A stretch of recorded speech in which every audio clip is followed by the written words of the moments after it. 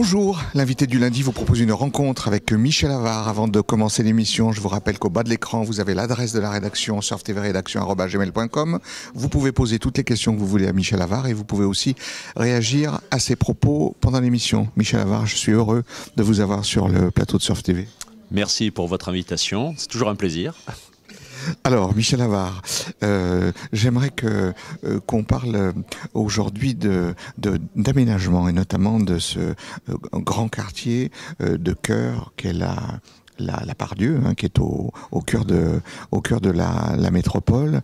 Il va y avoir un certain nombre d'aménagements importants. Est-ce que vous avez des choses à dire sur cette concertation et sur ce quartier qui va être en pleine transformation? D'abord, est-ce que vous pouvez nous parler de la gare déjà? Alors, sur ce que vous appelez cette concertation, qui est en fait une information plus qu'une concertation. La concertation voudrait qu'on décide ensemble.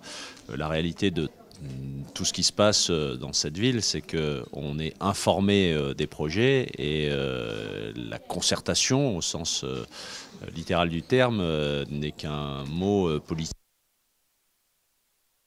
Si les gens à la décision. C'est un premier point que je voulais faire. Alors effectivement, la question de la Part-Dieu, c'est un enjeu majeur. C'est notre quartier d'affaires, ça l'a toujours été, avant Gérard Collomb, pendant Gérard Collomb, et après Gérard Collomb, ce sera toujours le grand quartier d'affaires de la ville. Il y a une opération qui est en cours de réaménagement de tout cet ensemble.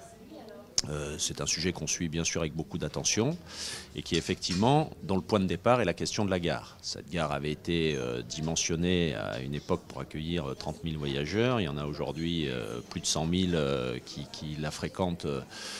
Elle est donc totalement à revoir et à ouvrir et à aérer et à espacer. Par contre, la gare de, pardonnez-moi, mais la gare de Satolas reste désespérément vide.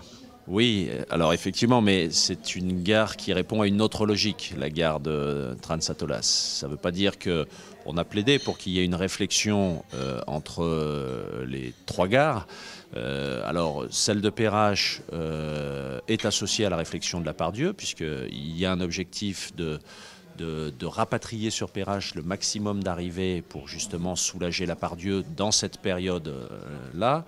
Mais la réalité, c'est qu'il faut traiter la Part-Dieu.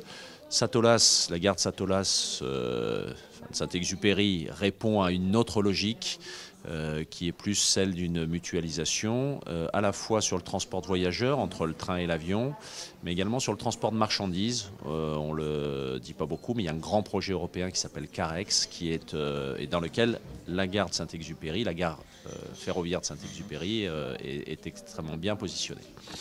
Donc, nous savons qu'une gare enterrée est totalement infinançable, même si on aurait pu rêver dans l'idéal que ce soit le cas.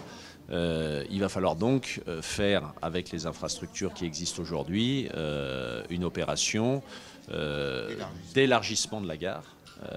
Donc en récupérant une partie qui est autour de cette gare, ce seront déjà des travaux colossaux.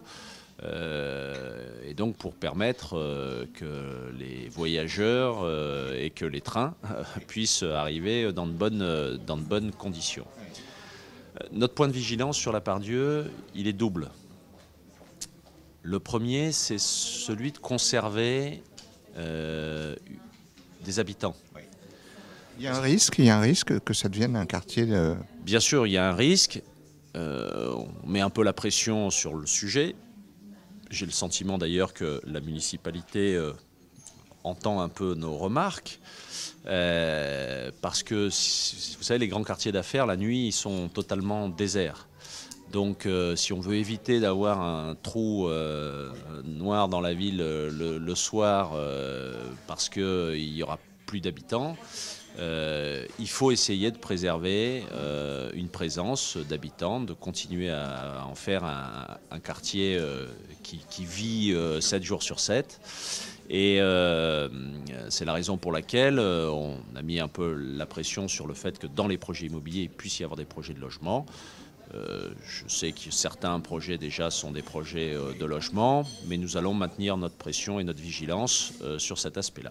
Le deuxième point, c'est celui de l'accessibilité de ce quartier. On augmente considérablement le nombre de mètres carrés, donc nous allons augmenter le nombre d'emplois qui seront potentiellement localisés dans le secteur de la Part-Dieu. Il faut que les gens puissent circuler dans de bonnes conditions et avec tous les modes de transport. Une fois de plus, le choix qui est fait est un choix idéologique, c'est-à-dire qu'on va contraindre la voiture. Il y a plusieurs opérations de réduction de voirie qui sont envisagées sur ce secteur de la Part-Dieu. C'est un risque majeur de blocage supplémentaire de la ville. Et c'est donc une chose très négative. Qu'est-ce que vous avez observé justement, parce que quelquefois on a des courriers à propos des nombreux bouchons, cette réduction de voirie qu'on observe quelquefois un peu partout, hein, qui est pour contraindre les gens à poser la voiture, avec un petit peu de recul, on observe quoi aujourd'hui ? Ce qu'on observe, c'est que la qualité de l'air se dégrade, que les bouchons augmentent et que Lyon commence à avoir une réputation de ville embouteillée qu'il va falloir un jour corriger parce que c'est extrêmement dommageable pour une ville et une agglomération que de porter cette image d'une ville dans laquelle on circule difficilement. Il faut faire attention de ne pas avoir cette étiquette trop négative qui grandisse. D'où la nécessité, on s'éloigne de la Part-Dieu, mais tous les sujets sont liés, de réaliser le tronçon ouest du périphérique pour écarter une partie du trafic de transit qui, au lieu de traverser la ville, pourra la contourner et ainsi soulager les voiries urbaines. Mais là, c'est des choix politiques. Vous savez, la municipalité socialiste et verte a fait le choix délibéré de lutter contre la voiture.